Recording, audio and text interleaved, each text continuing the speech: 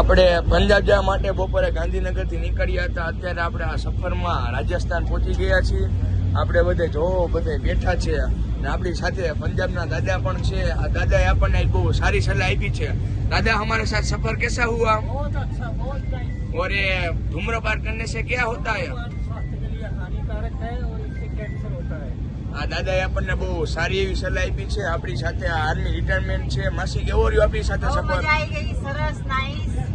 જો બધે બેઠા છે જમીને. આપણા ગુજરાતીઓને તો થેપલા ને એવું બધું હોય જ. બધા જમી લીધું છે. થોડાક જમે છે.